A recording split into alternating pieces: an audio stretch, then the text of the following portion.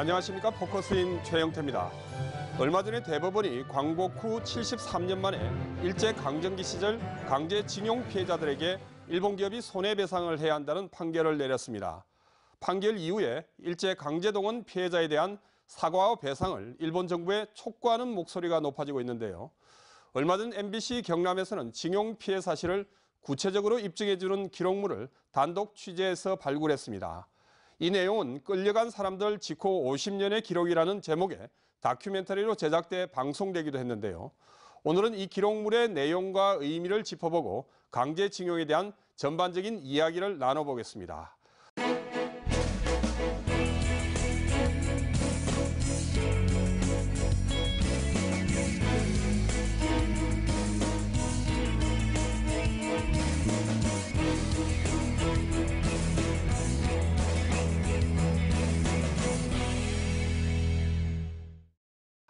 먼저 오늘 출연하신 분들 소개해드리도록 하겠습니다. 먼저 일제강제동원 평화연구회 정혜경 박사님 나오셨습니다. 안녕하십니까? 네, 안녕하세요. 그리고 지난 8개월 동안 강제징용 피해 사실을 구체적으로 입증해주는 기록물을 단독 취재하고 또 다큐멘터리까지 제작한 MBC 경남 보도국의 정영민 기자도 함께합니다. 안녕하십니까? 안녕하세요. 네, 먼저 정 기자. 지난 8개월 동안 이렇게 강제징용 피해 사실에 대한 구체적인 기록물 발굴도 했고 단독 취재해서 다큐멘터리까지 제작을 했습니다. 어떤 계기로 먼저 이게 취재가 들어갈 수 있었는지 그것부터 좀 말씀을 해주시죠. 그러니까 지금으로부터 한 8개월 전입니다. 네. 지난 3월에 창원에 있는 그 시민단체 단체 분들께서 일제강점기 강제동원 피해자 노동자들에 대해를 추모하기 위한 이 상을 건립해보자 네. 이런 그 움직임이 있었고요. 이와 함께 이제 징용 2세 분들하고 이제 학생분들이 그 일본 탄광지대를 이렇게 돌아보는 역사기행을 기획을 한 적이 있습니다. 네. 근데 그 이야기를 접하면서 이 무렵에 우리가 한번 보도의 기능으로서 이 일제 강제동원 피해자분들에 대한 이야기를 좀 긴 호흡으로 다큐멘터리 형식으로 한번 좀 만들어 보면 어떨까 그런 이제 기획을 갖게 됐고요. 그 기획을 하려면 이제 소재를 찾아야 되는데. 이 소재는 그러면 이 방대한 이 히스토리가 아주 큰 이 내용을 그럼 어떤 소재를 갖고서 다뤄낼 것인가에 대한 고민이 좀 있었습니다. 그래서 다양한 소재들이 있었지만 그 중에서도 이제 재해사학자 김광렬 선생에 대한 기록물이 그때 마침 이제 공개를 앞둔 시점이었고 그 내용에 대한 자문을 우리 정혜경 박사님께서 자문을 주셔서 이렇게 그 아이템에 대한 소재를 좀 디테일하게 좀 점검하고 기획을 하고 그래서 이제 8개월 전에 이제 3월부터 이제 취재를 들어가게 된 거죠. 네. 공교롭게도 얼마 전 대법원이 73년 만에 일제강점기 강제징용 피해자들에게 일본 기업이 손해배상을 해야 한다 이렇게 판결을 내리지 않았습니까? 징용 피해 사실을 구체적으로 입증해주는 기록물을 단독 취재한 기자 입장에서 볼 때 이 대법원의 판결 내용 어떻게 보고 계시나요? 일단 이 대법원 판결은 오랫동안 우리가 부정되어 왔던 일제강점기 강제동원 이 피해자들이 이제 구제를 받을 수 있는 어떤 그 길이 생겼다는 점에서는 이 긍정적인 평가를 할 수 있고요. 그리고 이 대한민국의 헌법적 가치를 재확인하고 역사의 어떤 정의를 바로 세운다는 점에서는 새로운 것이라고 볼 수 있는데요. 근데 안타깝게도 이번 판결이 우리에게 좀 주어지는 두 가지에 대한 부분들이 좀 있습니다. 뭐냐면 이 첫 번째는 이 사법농단 의혹과 관련된 문제고요. 이 두 번째는 그 일본과의 어떤 외교적 마찰 문제입니다. 첫 번째는 뭐냐면 이 대법원 양승태 대법원장 시절 때에 이 정부의 압력을 받고 고의적으로 이 재판을 누락시켰던 그런 의혹을 받지 않았습니까? 철저한 수사를 통해서 밝혀져야 될 부분이고요. 이 두 번째 외교적 마찰 부분은 뭐냐면 이 대법원 판결에서 일본 정부가 그러지 않았습니까? 이 국제법 비춰보았을 때 이거는 뭐 있을 수는 없는 것이다. 이게 강하게 반발을 했는데요. 그리고 그 이후에 보면은 이제 더 큰 문제가 이제 2016년 6월 달에 그때 해산한 이제 국무총리실 산하 대일 항쟁 그 위원회가 있었는데요. 이때 이제 피해 사례 접수한 게 한 21만 건이 좀 넘습니다. 네. 근데 그 21만 건을 보면은 이분들을 잠재적 원고로 보고요. 이분들한테 손해배상을 해줘야 되는 금액이 한 20조 원에 달한다. 네. 그런 문건이 이 양승태 대법원 시절 때에 작성된 것으로 그 확인이 됐고 검찰이 이 부분에 대한 조사를 지금 하고 있습니다. 어쨌든 이번 판결로 이 관련 소송이 잇따를 것으로 보이는데요. 지금 현재 일본 전범 기업을 상대로 한 손해배상 소송 15건이 진행 중인 걸로 알고 있습니다. 이번 판결, 15건이 계류 중인 이번 판결도 앞서 이 판결처럼 어떤 그 피해자들을 구제할 수 있는 이 새로운 어떤 그런 판결 내용이 나왔으면 하는 네. 바람입니다. 역시 취재 기자로서의 시각이 많이 들어가 있군요. 네. 그렇다고 그러면 이제 일제 강제 동원에 대한 연구를 계속 해오신 정혜경 박사님 입장에서 본다 그러면 이번 대법원 판결 어떻게 볼 수 있습니까? 그 이제 대법원 판결의 평가에 대해서는 뭐 많이들 말씀을 하셨으니까 저는 이제 그거에 앞서서 바로 이제 한국 사회가 강제동원 실태에 대해서 조금 더 관심을 가져야 되지 않겠는가 하는 계기가 되었다라는 거 보는데요. 왜 그러냐면 그 중에 하나의 이제 사례가 대법원 판결문에 나와 있는 강제동원의 규정, 정의, 징용, 관할선 이런 용어에 대한 부분인데 이거는 이미 한국의 지금 현행법인 특별법에서 명시한 부분이 있는데 그것도 이해를 하지 못하고 있는 부분이 있었고요. 그다음에 2015년에 일본에서 이제 근대 산업 유산을 유네스코에 등재하려고 했을 때 한국 쪽에서 굉장히 강하게 이제 거의 대응을 할 때 요구했던 부분들이 있어요. 그거보다도 좀 후퇴한 부분들이 있어요. 그래서 저는 이번 이걸 보면서 피해 국가인 한국이 대응을 할 때 굉장히 그 적극적으로 내용을 알고 대응을 해야 되는데 이 점에서 바로 우리 한국 사회가 또 한국 정부가 가져야 될 과제를 이번에 좀 확인하지 않았는가 하는 생각을 해봅니다. 네. 정 박사님이 소속된 기관이 지금 일제 강제동원 평화연구회라고 되어 있습니다. 구체적으로 어떤 곳입니까? 예, 이거는 이제 그 강제동원에 대한 연구센터이자 또는 그 플랫폼이죠. 그러니까 한국과 일본의 시민 연구자들이 같이 교류하면서 네트워크를 지향하는 이제 플랫폼인데요. 2011년에 이제 저희가 발족을 했어요. 그래서 지금 현재 책을 이제 한 18권 정도를 냈는데 주로 이제 연구서도 있지만 대중을 지향하는 대중과 같이 가는 그런 책들을 냈고요. 그다음에 그 시민들과 같이 프로그램을 해서 답사 프로그램이라는 걸 통해서 강제동원의 역사를 시민들과 같이 교류하는 공유하는 그런 이제 프로그램들을 하고 있는데 여기에 이제 몸담고 있는 분들이 뭐 역사학을 비롯해서 정치학, 뭐 경제학, 사회학, 법학 여러 분야의 분들이나 또는 이제 일본 분들까지 같이 활동하고 있습니다. 네.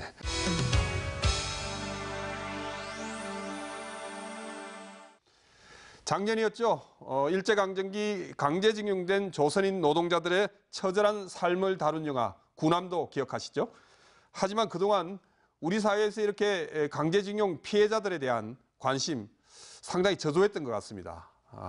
그런 측면에서 정혜경 박사님, 이렇게 우리 사회에서 이런 강제징용 피해자에 대한 관심이 저조했던 이유 무엇이라고 좀 보십니까? 일단은 이 강제동원 실상에 대해서 우리 사회가 이제 관심을 기울일 기회가 적었다고 생각이 들어요. 이제 첫 번째 출발점은 바로 이제 그 청구권을 이제 그 요구하는 과정인데요. 샌프란시스코 강화 조약이 체결되면서 한국이 이제 피해국임에도 불구하고 청구권을 직접 거기에서 그 청구할 기회를 이제 잃었죠. 그렇게 되고 나서는 그 다음에는 또 한국 사회가 이제 권위주의 체제를 이렇게 가면서 정부 차원에서 또 진상규명을 할 기회를 또 갖지 못했어요. 그런데 이제 해방 직후부터 계속 피해자들이 보상에 대해서 목소리가 굉장히 강했습니다. 그 당시 막 김창숙 선생님을 비롯한 사회 각계 인사들도 나서서 막 하셨거든요. 근데 그때 정부의 입장은 한마디로 그냥 가만히 있으라였어요. 그러니까 가만히 있으라에 다 이제 정권의 압력 아래 다 눌려 있었죠. 이게 바로 그 이스라엘하고 차이점인데요. 이스라엘의 경우에는 독일을 상대로 한 이 진상규명 작업을 1953년부터 지금까지 하고 있거든요. 근데 우리는 그런 기회를 갖지 못했고요. 그 이후에 한국 사회가 이제 민주화 과정에서 조금씩 성과를 내면서 결국 2000년대가 되어서야 비로소 피해자 사회가 이제 목소리를 낼 수 있게 되었는데 그때는 시간이 너무나 지나버리니까 사회적으로 관심이 적어지게 된 거예요. 그러다 보니까 사회적으로 이런 부분을 확산을 시킬 수 있는 그런 기회가 적었다고 봅니다.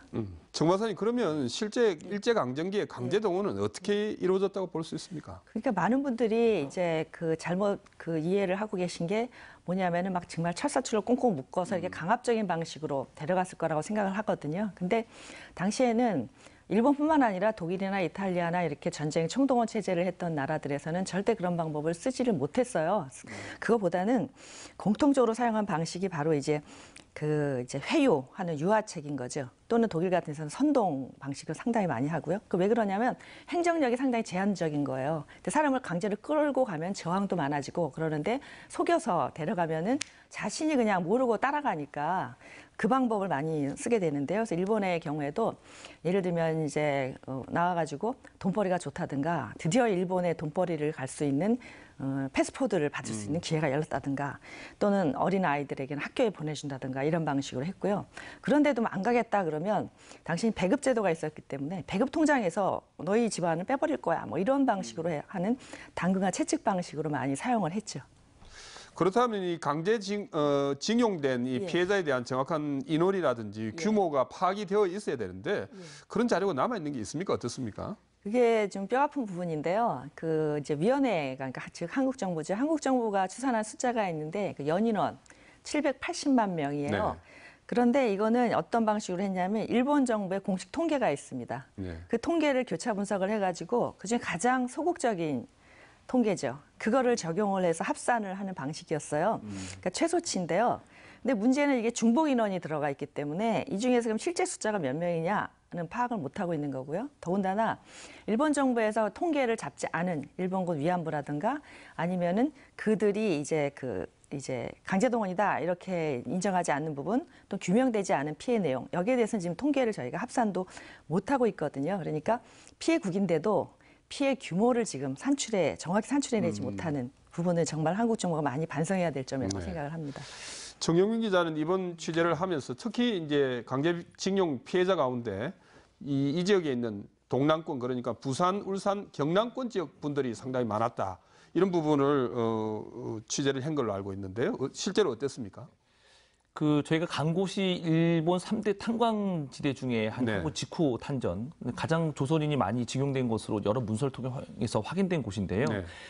이 김광렬 선생의 기록물을 보면요, 일본과 지리적으로 가까운 경남 출신, 그러니까 부울경 지역이 많았던 것을 확인할 수 있습니다.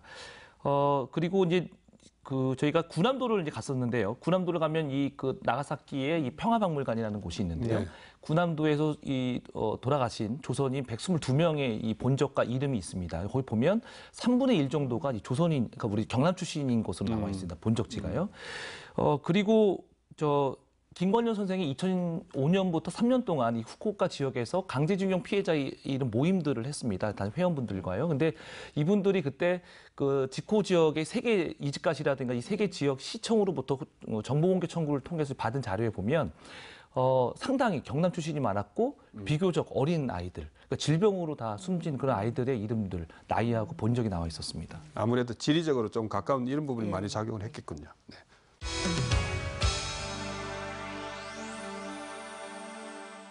네, 일제강점기 제1한인 역사를 연구하는 일제강제동원 평화연구회 정혜경 박사와 지난 8개월 동안 일제강제징용 피해 사실을 구체적으로 입증해주는 기록물을 발굴 단독 취재한 MBC 영남보도국 정영민 기자와 함께하고 있습니다. 네, 지난달에 방송된 끌려간 사람들 지코 50년의 기록이 이 다큐멘터리를 정영민 기자가 직접 제작을 했는데요. 이번 방송은 제1사학자, 좀 전에 말씀해 주신 고 김광렬 선생이 지난 50년간 일본 지코 탄전지대를 돌아다니면서 수집한 자료를 토대로 자료를 토대로 취재가 이루어졌던 걸로 알고 있는데요. 그렇다고 그러면 김광렬 선생의 자료는 어떻게 세상에 공개되게 된 겁니까? 이 공개가 할 것이다라는 내용은 이제 정 네. 박사님을 통해서 이제 자문을 통해서 알고 있었고요. 그리고 실제로 지난 6월달에 국가기록원이 공개를 하겠다, 기록물의 일부를 공개를 했습니다. 근데 이제 이 김관영 선생은 1943년도에 이제 일본으로 건너가셔서 거기서 이제 대학을 다니시고 이제 교편 생활을 하시면서 이 조선인 문화와 언어를 알리는 이런 일에 좀 주력하셨던 분이셨거든요. 근데 이 기록물의 내용을 보면은 이분이 교편 생활과 그리고 그 이후에 생활을 하시면서 어떻게 생활을 하셨냐면 지코 탄전지대로 이사를 가시고 나서부터 50년 동안의 조선인 피해자들에 대한 어떤 그런 희생자들에 대한 기록물들, 문서와 여러 가지 녹취, 또 동영상까지 촬영을 하시면서 나온 이런 여러 가지 자료들을 모으셨는데요. 이 자료들을 모으고 있다라는 거를 그 당시 국가기록원의 이제 학예 연구관 한 분이 2014년도에 일본을 넘어가셔서 김관영 선생님을 만나게 됩니다. 자택에서요. 첫 만남을 갖게 되는데 그 이후로 이제 손편지를 주고 받으시면서 여러 가지 이 분야에 대해서 그 50년 동안 노고를 치하하면서 같이 이제 이야기를 나누시면서 그 기록물적 가치가 정말 희귀한 기록물이다. 이거는 역대 공개되지 않은 기록물이고 그리고 이제 전문가들이 보더라도 정말 이거는 우리가 그동안에 한 번도 공개되지 않으니까 다시 얘기하면 강제 징용 피해자들의 실상을 알릴 수 있는, 낱낱이 알릴 수 있는 이런 기록물이라는 사실을 알게 돼서 김관영 선생님이 돌아가시기 전에 국가기록원에 기증을 해줄 것을 여러 차례 요청을 드립니다. 그래서 돌아가시기 전에 이제 승낙을 해주셨고, 그리고 그것이 이제 마침내 이제 지난 6월달에 이제 우리 국내로 국가기록원으로 이제 기증이 돼서 지금 이제 기록물 작업을 하는 과정인데요. 이 기록물 과정이 좀 시간이 좀 걸리지만 하루빨리 일반인들한테 공개됐으면 하는 바람이 있습니다. 네. 그렇다고 그러면 50년 동안 이렇게 자료를 수집해 오셨으면 자료 양도 엄청나게 방대할 것으로 보이는데 어느 정도입니까? 그 직후에 관한 자료뿐만 아니라 사실 다른 탄광지대에 대한 자료들도 좀 있긴 한데요. 이 50년 동안 이 끈질긴 집념으로 현장을 발로 누비면서 그 수집한 자료를 보면 국가기록원에 제가 갔을 때 한 43상자 정도 됐습니다. 그리고 그 내용을 보면 책으로 보면 한 2,300여 건 정도 되고요. 그리고 사진이나 이런 기록물들도 상당히 많은데 이게 한 13만 건 정도 됩니다. 그러니까 총 건수로 보면 13만 건이 좀 넘고요. 그래서 이거는 그리고 그 13만 건의 내용을 보면은 이제 일본 현지에서 이렇게 확보한 이제 이렇게 원본의 문서 또는 사본, 그 다음에 이제 복사본, 현장에서 촬영한 사진, 필름까지 다양한 매체가 있는데요. 국가기록원은 해외에서 국가기록원이 수집한 양으로는 역대 가장 많은 양으로 기록하고 있습니다. 네. 지코 탄전이라는 곳이 후쿠오카에 있는 그렇습니다. 곳이죠. 조선인 강제징용 피해자가 가장 많았던 곳으로 알고 있는데, 네. 그 지코 지역이라는 거는 일본 후쿠오카의 한 8개 시군을 통칭해서 오래전부터 해오던 이런 말들이 우리가 뭐 서부 경남, 동부 경남 하듯이요. 그런 식입니다. 동쪽으로 한 60km 정도 떨어진 이런 그 지역인데요. 이 조선인 강제동원 노동자들이 가장 많았다고 합니다. 근데 이 보면은 단순히 지하 탄광만 있었던 것이 아니고요. 여기에는 이제 석회 광산이라고 하고 또는 이 노천 탄광, 이 뒤에 보시는 사진 보면 저기 노천 탄광의 모습이거든요. 네. 지하에 들어가지 않아도 이런 탄광들이 그 지역에 한 200개가 넘는 이 탄광 공장들이 밀집해 있었고 이런 다양한 형태의 탄광들이 있었습니다. 근데 이 중에서 대표적인 게 보면요, 이 왜 이렇게 많이 끌려갔는지를 단적으로 보여주는 수치들이 좀 나오는데요. 아소다로 이 전 부총리 집안이 운영하는 이 아소 그룹에서 이제 아소 광업이라고 있습니다. 이 아소 광업의 예가 있는데 1923년도에 조선인을 고용하기 시작해서요. 이 아소가 강제동원령을 발령한 이후 1938년도 이후에 급격하게 이제 조선인들을 많이 이제 데려옵니다. 그래서 1944년에 이르면은 8,000명에 달하는 전체 노동자 중에서 절반 정도가 조선인이었고요. 그다음에 이 노천 탄광, 오노우라 탄광 같은 경우에는요, 후쿠오카 현청 자료에 의하면은 1944년 1월 기준으로 7,930명이 동원되었다가 그중에 3,900여 명이 조선인이었는데 이 절반 정도가 탈출한 것으로 가장 열악한 환경이었기도 하지만 그걸 참지 못해서 탈출한 조선인이 다 대부분이었다. 절반 정도가 그랬다. 볼 수 있습니다. 우리 정 기자가 방금 언급을 했습니다만 일본 근대화 과정에서 본다 그러면 역시 탄광 산업 자체가 인권 유린이나 착취, 강제노역 이런 부분이 상당히 심했던 분야로 알고 있는데요. 치코 지역 같은 경우에는 조선인 강제징용 차원에서 본다면 어떤 의미가 있는 곳이라고 할 수 있습니까? 그 치코 지역은 그 일본 3대 탄전 중에 제일 먼저 탄을 캔 곳이기도 하고 일본 최초로 또 탄을 캔 곳이기도 해요. 네. 그런데 이 사람들이 탄을 캘 때 일반인을 동원해서 한 게 아니라 처음에는 이제 죄수가 들어가서 탄을 캐기 시작했어요. 그러니까 죄수들한테 발목에다가 이렇게 이제 족쇄를 채워가지고 그렇게 해서 캐고 그 옆에다가는 이제 감옥을 직접 두고 그게 바로 미쓰이 미이케 탄광이고 그게 유네스코 세계유산에 등재된 곳이기도 합니다. 그러니까 일반인들이 나중에 죄수를 일반인으로 대체를 한 이후에도 거기에서의 그 대우는 죄수하고 동일하게 이제 가혹했던 거죠. 그래서 조선인들의 경우에는 1890년대 말에 처음에 이제 그쪽으로 모집에 의해서 가게 돼요. 근데 너무나 열악하니까 탈출을 하는데 바다로 그냥 배를 타고 나가서 거기서 조난당할 정도로 그렇게 적극적으로 탈출을 할 정도로 기피하는 곳이었는데요. 여기는 이제 탄을 캔 역사가 일본에서 가장 오래되다 보니까 안으로 깊이 들어가야 되고요. 그다음에 탄질이 안으로 들어갈수록 좋지가 않았습니다. 그렇기 때문에 초기에 이제 이걸 탄을 캐다가 나중에 이제 홋카이도 탄전인하고 사할린의 탄전이 커지면서 여기 탄을 많이 캐질 않아요. 그러다가 전쟁을 일으키니까 굉장히 좀 급해진 거죠. 이제 상황이. 그러니까 물자도 부족하고 하니까 다시 또 탄을 캐기 시작하는 거거든요. 그래서 조건 자체가 상당히 그 열악한 곳인데요. 여기에 그 아까 정 기자님이 이제 200개가 넘는 이제 광산과 공장 여러 군데가 짓고 있었다고 하셨는데 252군데가 있었는데 그 중에서 이 탄광이 124군데가 있었어요. 이게 조선인들이 가서 고생한 곳인데요. 근데 여기에 그럼 얼마나 동원되었느냐라고 보면은 지금 1944년 7월에 통계로 봤을 때 17만 명이 넘어요. 그러니까 근데 1944년 12월에 가장 많이 동원되거든요. 네. 그러니까 그 이후에도 많은 분들이 이제 고생을 하셨다고 보는 것이요. 근데 여기는 굉장히 깊이 들어가야 되고 상황이 열악했기 때문에 그런 부분에서 더 징용 간분들이 고생을 더 많이 할 수밖에 없는 그런 곳이었어요. 네. 사실 뭐 한국도 아니고 일본에서 이렇게 김광열 선생께서 이렇게 자료를 방대한 자료를 수집하는 일이 만만치 않았던 일이었을 것 같은데요.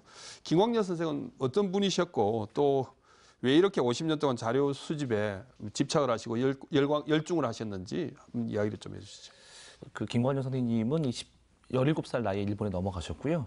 그 리츠메이칸 대학이라는 곳을 다니시면서 문화운동을 하셨고 교편 생활을 하셨고, 그리고 아까 말씀드렸다시피 이제 직고 탄광지대를 이사해서 본격적인 유골 조사를 이제 벌이기 시작을 하셨어요. 그러니까 이분께서는 이 낯선 이국 땅에서 쓸쓸하게 그 생을 마감했던 어느 조선인의 유골을 많이 이렇게 확인하셨을 거 아니겠습니까?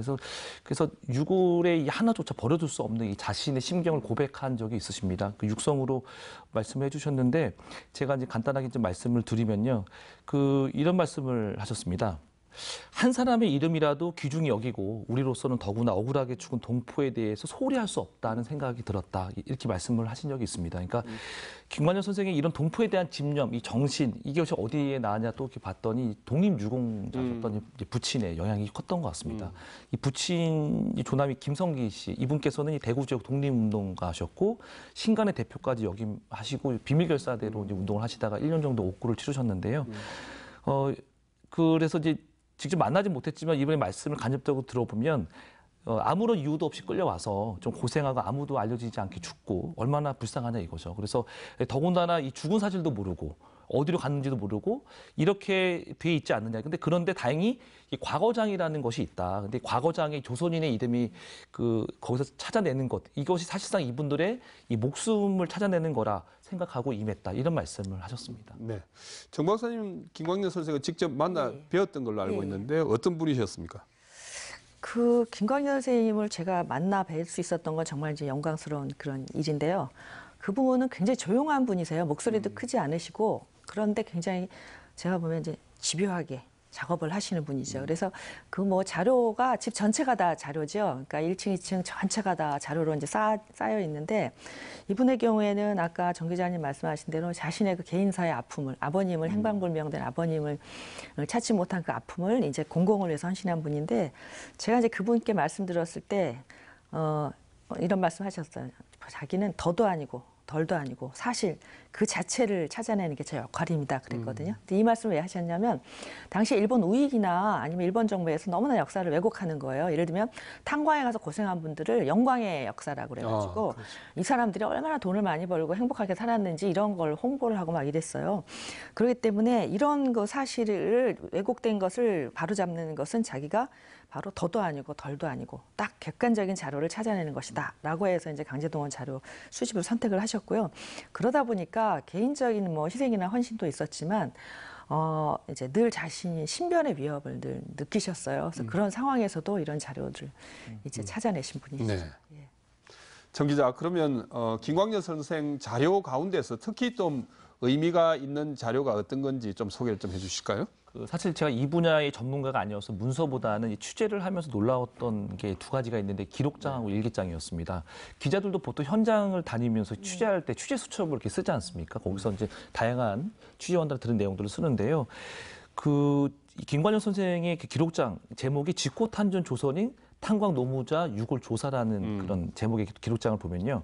이 본인께서 어디를 언제 어디를 다녔고 누구를 만났으며 어떤 경로로 자료를 구입했는지 이 4권의 따로 이 4권의 기록장을 만들어 두셨는데요. 이게 직후 지역 400여 곳의 사찰 목록과 주제 이름 이런 것도 좀 빼곡히 적혀 있었고 그 기록 중에 좀 우연히 봤던 게 요시쿠마의 한 납골당을 3차례 70년대 한 번, 80년대 2번 잊지 않고 찾으셨던 그런 대목을 확인할 수 있었거든요. 근데 여기 보면 내용에 안치된 조선인들의 이름까지 명확히 기록하고 있을 뿐 아니라 방문 당시 산더미처럼 쌓여있는 이 조선인들의 유골을 본 안타까움까지 상세히 기록을 하고 계셨습니다. 그리고 더 놀라운 건 이 수십 건에 이른 일기장인데요. 1970년대부터 거의 2000년대 중반 돌아가시 전까지 쓰신 걸로 알고 있는데요. 이 자료 수집 과정에서 알게 된 내용들 역시 빼곡히 기록을 해두셨습니다. 그러니까 예를 들면요. 1938년 11월 25일 끌려온 동포수가 100명, 평균 연령은 29살, 임금은 2원 53전이었다고 한 부분이 있고요. 그리고 또 어떤 탄광에서는 끌려온 조선인이 274명이었지만 2명 중 1명이 도망갔다. 그리고 일본어를 약간 하는 사람은 1알에 불과했다. 할 정도로 구체적으로 이 기록을 남기셨습니다. 네. 너무 놀랐죠. 정 박사님, 그러면 김광열 선생님 자료 가운데는 우노우라 탄광 근로자 명부라는 게 있다고 들었는데요. 이 명부는 역사적으로 어떤 가치가 있습니까? 일단은 이거는 그 기업 자료 아닙니까? 네. 그러니까 정말 기업 자료는 확보하기 어렵거든요. 그러니까 확보하기 어려운 일본 강제동원 관련 기업 자료라는 점에서 의미가 있고요. 지금까지 공개된 자료는 그 스미토모라고 해서요. 그 스미토모 회사에서 홋카이도에서 운영했던 고노마이 광산이 있어요. 그 관련 자료가 공개가 됐고요. 그다음에 일본 제철 관련 자료가 좀 공개가 됐는데 이 두 회사는 지금 합병을 했어요. 신일철 죽음이라고 해서 합병을 해서 이번에 대법원 판결에서 나왔던 그 회사가 바로 이 회사입니다. 네. 이 자료만 공개가 됐고 지금 이 오노우라 그 탄광이 들어있는 가이지마 탄광 자료는 공개가 안 된 상태입니다. 근데 일본 기업은 이제 전쟁이 끝난 이후에 기업을 청산을 해가지고 한번 세탁을 하면서 이런 자료들이 이제 공개가 될 수 없는 시스템을 만들어놨거든요. 그런데 이것이 공개가 됐다는 점에서 정말 중요하다고 생각을 합니다. 정 기자, 오노우라 탄광은 또 강제징용된 우리 조선인과는 또 어떤 직접적인 연관이 있습니까? 그 현장에서 가본 오노우라 탄광은 이제 평화롭게 벼가 이렇게 자라고 있었고요. 그리고 이제 군데군데 탄광 흔적들이 좀 있었습니다. 여기는 이제 노천 탄광. 이었고 대부분의 그 조선인들이 노천 탄광에서 일했습니다. 일본인들은 상대적으로 이 지하 탄광에서 일을 했고요. 왜 그런가 했더니 지하 갱도보다 이 흙이 좀 단단하지 않습니까? 그리고 이제 그 광부들에게 더 강한 힘이 좀 요구되기 때문에 몸집이 크고 일본인보다 몸집이 크고 힘이 센 조선인들이 노천 탄광에 많이 동원이 됐다라는 거를 확인할 수 있었고, 그리고 이 입소한 광부 가운데 절반 이상이 탈출할 정도로 이 가혹했던 오노우라 탄광에서는 좀 이상한 비석이 좀 전해져 오고 있습니다. 이 비석이 두 가지인데요. 하나는 송덕비고 하나는 사은비입니다. 네. 이 송덕비는 그 일본인 노무 관리, 그러니까 조선인들 관리했던 노무자한테, 일본인 노무자한테 우리한테 고마워해라. 그래서 너희들 좀 세워라. 해서 세운 게 오히려? 송덕비고요. 그리고 사은비는 그 회사, 이 가이지마 탄광 회사에 우리가 너희들한테 이렇게 일자리를 제공해 주니 너희들은 고마워해야 되지 않냐라고 해서 세운 게 이 사은비입니다. 이 사은비 비문을 살펴보면요. 그 조선인 가족과지에서 한 12,500명이 여기서 일을 한다. 그래서 다양한 교육까지 받고 다양한 훈련까지 받으니 우리한테 당연히 감사해야 되는 거 아니냐라는 내용이 비문에 이렇게 새겨져 있었습니다. 그래서 놀라웠고요. 그리고 이 사은비에 대한 진실을 김광열 선생님 놓칠 분이 아니셨죠. 이분이 추적을 하셨습니다. 왜 이런 말을 썼을까, 이 글을 썼을까.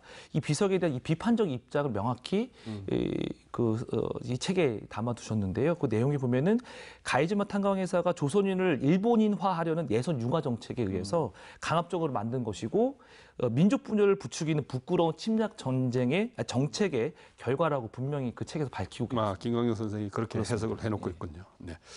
김광열 선생 자료 가운데는 또 보면 아소산의 건강보험대장도 있었다고 그러거든요. 이게 최초로 공개되는 자료가 하는데 정 박사님 어떤 자료입니까 이게? 예, 이 자료는 아마 이제 지금 유족사회에서 이 방송에서 이제 그 과거장 자료와 그다음에 바로 이 건강보험 대장에 대해서 가장 유족사회가 지금 궁금해하실 거라고 생각이 드는데요. 네. 이건 크게 이제 두 가지에서 의미가 있는데 하나는 우리 정부가 그동안 파악도 하지 못하고 있었던 자료예요. 그래서 강제동원 진상규명 작업의 가장 필수적인 자료입니다.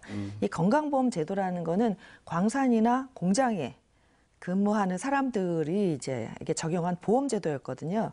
그러니까 이제 보험금을 내는 사람은 거기 기업에 이제 소속이 되었다는 걸 알 수 있는 그런 건데요. 그러니까 여기 이걸 자료를 통해서 당시 이 회사에서는 조선인이 얼마나 있었고 어느 기간만큼 있었다, 일했다 하는 걸 파악을 할 수가 있습니다. 그런데 이번에 나온 건 이제 아소산업에 관한 것이기만 한데요. 이제 아소산업에 대해서 이제 위원회에서 이제 보고서를 낼 때도 이 자료는 저희가 발굴을 못했기 때문에 포함을 시키지 못했어요. 그래서 근데 뭐 아시다시피 뭐 아소라고 하는 것은 지금 현재 그 부총리의 집안 그 기업이지 않습니까? 그래서 이렇게 진상 규명을 할 때 가장 필수적인 자료라는 게 하나 의미가 있고요. 또 하나는 뭐냐면 이걸 통해서 피해자가 돌려받아야 될 권리, 당연한 권리라고 하는 측면에서 의미가 있어요. 이분들이 당시에 그 급여에서 이게 이제 원천 공제가 됐는데요. 자신이 보험에 가입된지조차 몰랐습니다. 알려주지도 않았고, 그다음에 보험에 가입했으면 나중에 전쟁이 끝난 다음에 이것을 당시 보험했으니까 해지해서 가져가라라든가 이런 걸 알려줘야 되는데 일체 알려주지 않았기 때문에 자신의 권리가 있는지도 모르고 돌아왔거든요. 돌아왔는데 이제 와서 이런 게 있다라는 걸 이제 알게 된 거죠. 그러니까 이거는 이제 바로 이분들이 당시에 강제동원 되었던 분들이 자신들의 권리를 돌려받을 수 있는 이제 자료입니다. 그래서 이제부터 이제 우리 정부에서 할 일이 굉장히 많은데요. 뭐가 있냐면 그동안 이렇게 발굴되지 않은 자료에 아소만 있는 것이 아니라 다른 기업들도 많이 있거든요. 네. 그러면 일본 정부에다가 이걸 이제 요구를 해가지고 다른 기업의 자료도 공개할 수 있도록 해야 되고, 그렇게 해서 공개가 된 자료에 대해서는 우리 정부에서 지금 지원금 제도라는 걸 하고 있어요. 근데 그 제도를 현행법으로 신청을 못 하도록 막아놨습니다. 그러니까 지금이라도 이제 법을 개정을 해서 지원금을 신청할 수 있도록 해서 이분들이 지원금을 받을 수 있도록 해서 자신의 권리를 받아갈 수 있도록 법 개정을 하는 게 또 우리 정부에서 해야 될 시급한이라고 생각을 합니다. 정확하게 입증해주는 기록물이다. 이런 표현이 그렇죠. 정확하게 맞는 것 같군요. 네. 정영민 기자. 네. 김광열 선생이 모은 자료를 토대로 강제징용 노동자들의 경로 복원도 가능하다. 이런 이야기도 있던데요. 어떤 자료로 어떻게 경로를 복원할 수 있고 또 경로 복원이 갖는 의미도 또 함께 설명을 해주시면 고맙겠는데요. 일단 이분의 그 자료 중에서 가장 또 그 아주 특징적이고 아주 그 희귀한 자료 중에 하나가 충남 홍성에서 부산을 거쳐서 시모노세키를 거쳐서 나가사키 탄광까지 가는 일련의 이런 이동 경로를 확인할 수 있는 문서가 들어 있었습니다.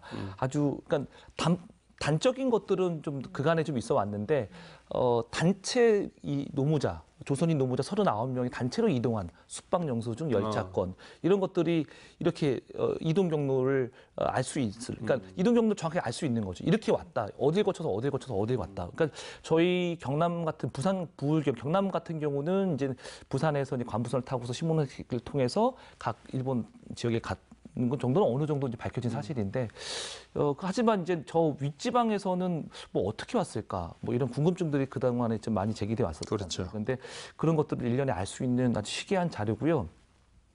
이 자료를 보면 정확하게 어디에 숙박을 했고 또 얼마를 썼고 이런 부분들이 구체적으로 나오고 있습니다. 그래서 저도 이거를 제작하는 과정 속에서 뭐 이런 경로를 한번 제대로 한번 좀 어떤 르포식으로 현장을 한번 추적해보는 이런 생각도 한번 고민도 한번 한 적이 있습니다. 정 박사님, 김광열 선생 자료 같은 경우에 뭐 내용 그 자료의 양 자체도 방대합니다만 굉장히 비공개의 희귀본도 많지 않습니까? 이런 전반적인 자료에서 흐르는 어떤 특징들이 있을 것 같은데 그 특징 같은 거 좀 말씀해 주시고 또 어떤 의미를 가진다고 볼 수 있는지 말씀 좀 해주시죠. 일단 이제 자료를 봤을 때 주제별로 보면은 이제 조선인 강제동원 기록도 있고 여기에는 또 중국인 강제동원 기록도 있어요. 굉장히 이거는 드문 사례고요. 그다음에 강제동원 이전 시기에 제일 조선인들에 관한 자료가 있고요. 그다음에 이제 세 번째는 이제 부친과 가족사에 관한 이제 개인 자료가 있는데요. 이렇게 이제 이런 주제별로 구성돼 있고 이 자료의 특징이 뭐냐면 첫 번째 특징이라고 하면 개인의 기록물이라고 하기에는 너무나 방대한 규모와 종류입니다. 그러니까 집 한 채에 해당하는 그 방대한 규모도 있지만 내용에서 봤을 때도 종류가 문헌에, 사진에, 필름에, 녹음 테이프에, 지도에, 포스터에 모든 자료들, 문헌과 비문헌을 다 망라하고 있다는 거고요. 그중에서 특히나 사진 같은 경우에는요. 예를 들면 동일한 지역을 매년 가서 찍는 거예요. 그래서 그 지역이 어떻게 변해가는지를 보여줍니다. 그러니까 노동자가 있었던 조선인 노동자가 있었던 숙소다. 숙소를 매년 가서 찍어서 이 지역이 어떻게 달라지는 건가를 보여주는 거고요. 그다음에 이제 두 번째 특징이라고 하면 비공개 희귀본의 비중이 매우 높아요. 이건 왜 그러냐면 이분이 거기서 제일동포로 살아오면서 굉장히 신변의 위협도 느끼고 마이너리티로 살아오면서 그것 때문에 자료를 공개할 수 있는 기회를 갖지 못했어요. 이 자료가 공개됨으로써 본인이 가진 신변의 위협 이런 것도 있었고요. 그래서 결과 돌아가신 이후에 공개됨으로써 비공개 희귀본이 상당히 많고요. 그다음에 이 자료는 그냥 있는 걸 그냥 복사해 온 게 아니라 정말로 노다공소하다고 하죠. 노력은 엄청난데 공은 적은 그런 작업이에요. 그러니까 이분이 어떤 식으로 하냐면 처음에 찾아갑니다. 찾아가서는 이런 자료를 제가 좀 이렇게 복사할 수 있을까요? 그러면 안 된다고 하죠. 그러니까 베껴 적어요. 베껴 적으면 옆에서는 너무 안타까우니까 그럼 사진이라도 찍으시오. 그럼 사진을 찍어요. 그리고 나서는 관련자들을 찾아다니 녹음을 합니다. 녹음을 하고 돌아와서 다시 정리를 해요. 그리고 다시 찾아가요. 다시 또 촬영하고 이거를 계속 반복하는 거죠. 그래서 이런 특징을 가졌는데 저는 이분의 김광현 선생님의 자료가 가진 의미를 한국 사회와 정부의 경종을 울렸다 이렇게 생각을 합니다. 왜 그러냐면 이거는 정부가 해야 될 일이지 개인이 할 수 있는 일이 아니거든요. 그런데 이것을 이렇게 한다는 거는 개인의 헌신과 희생으로 가능한 일이었는데 이걸 통해서 우리가 앞으로 그럼 한국 정부나 한국 사회는 무엇을 할 것인가 하는 방향을 이걸 통해서 제시를 이제 해주었기 때문에 이걸 통해서 이제 또 새로운 자료가 또 발굴될 수 있는 계기도 되었고요. 이런 점에서 한국 사회 정부의 경종을 울렸다 이렇게 생각을 합니다. 네.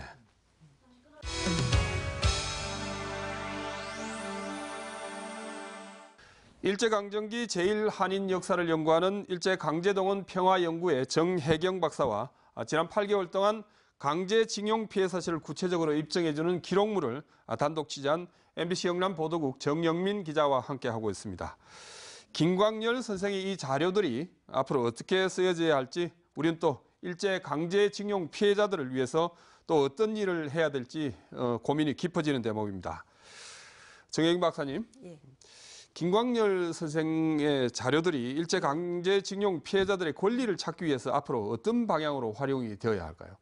지금 가장 시급한 거는 김광현 선생님이 확보해 놓은 자료에다가 플러스해서 아직 발굴하지 못한 김광현 선생님이 제시해 주신 그런 자료들을 더 이제 그 결락을 맞추는 것이 되겠고요. 그걸 또 활용하기 위해서 지금 현행법을 개정을 해서 피해자들이 권리를 구제받을 수 있도록 해야 되는 그 두 가지가 가장 필요하다고 생각을 합니다. 그래서 그런 구체적인 자료 중에는 건강보험 자료도 있지만 지금 예탁금 자료라든지 아니면 우편저금 자료라든지 또 러시아에 있는 시베리아 포로 관련 명부라든지 사할린 관련 자료 이런 자료들이 또 있습니다. 네. 얼마 전에 대법원 판결도 있었습니다만 일제 강제징용 피해자들에게 이제 관심이 지금 대법원 판결 위에 좀 모아지고 있는 그런 상황인데요. 이런 관심들이 실제 이제 일본 정부의 사과라든지 배상까지 이어져야 할 텐데 그렇다고 본다면 이제 어떤 노력들이 또 뒤따라야 할지 한 말씀만 좀 해주시죠. 일단 이제 사회적 공감대가 좀 필요하다고 보는데요. 이게 없으면 이제 그냥 일본 정부나 일본 기업에서 사과나 배상을 하도록 할 때까지 그냥 기다리면서 하는 희망 고문밖에 안 되거든요. 그래서 그런 게 좀 안타까운데요. 지금같이 이제 예를 들어서 그냥 막 반일 감정을 분출한다던가 이런 식으로 해서는 문제 해결에 이르기가 좀 어렵다고 봐요.